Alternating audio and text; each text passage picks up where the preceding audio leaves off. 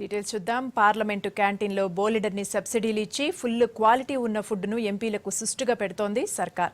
కానీ పేద పిల్లలకు పౌష్టికాహారం ఇస్తున్నామంటూ నాణ్యత లేని భోజనాన్ని అందిస్తోంది. కేంద్ర రాష్ట్ర ప్రభుత్వాలు కలిసి నిర్వహిస్తున్న మిడ్ డే మీల్స్ స్కీమ్ ఆచరణలో మాత్రం అబాసుపాలవుతోంది.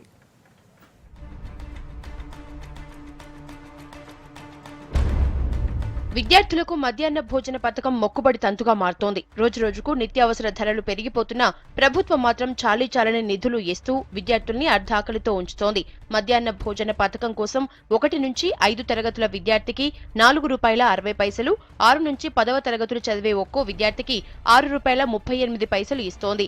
ఇవి కాకుండా వారంలో 2 రోజులు ఎగ్స్, రోజు కూరగాయలు, పప్పు, సాంబార్తో విద్యార్థులకు అన్నం పెట్టాలని ఫుడ్ చార్టులో ఘనంగా ప్రకటించింది సర్కార్.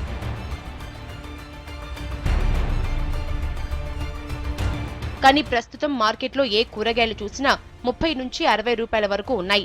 50 రూపాయలు పెట్టందే హోటల్లో ప్లేట్ భోజనం రావట్లేదు.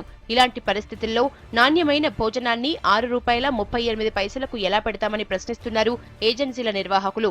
విద్యార్థుల సంఖ్యకు అనుగుణంగా ప్రభుత్వం బియ్యం సప్లై చేస్తున్నా పప్పులు, ఉప్పులు, నూనెలు, కూరగాయలు, ఎగ్స్, వండడానికి వాడే కట్టెలు కొనాలంటే ఏజెన్సీలకు ఖర్చు తడిసి మోపెడవుతోంది.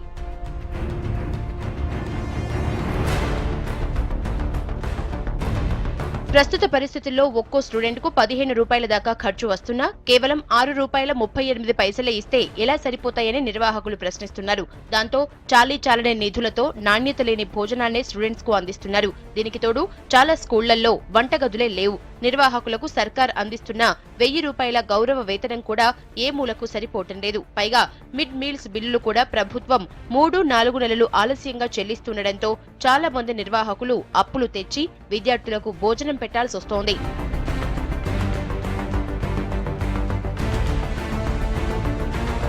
విద్యార్థులకు సన్నబియ్యం సరఫరా చేస్తున్న స్టేట్ సర్కార్ బిల్లుల పెంపు మీద ఆలోచించాలని ఏజెన్సీల నిర్వాహకులు కోరుతున్నారు. చెప్పుకోవడానికి కేంద్ర రాష్ట్ర ప్రభుత్వాల ఉమ్మడి స్కీమ్ అయినా చదువుకునే చిన్నారుల కడుపులు మాత్రం నింపటం లేదు ఈ మిడ్ డే మీల్స్ పథకం.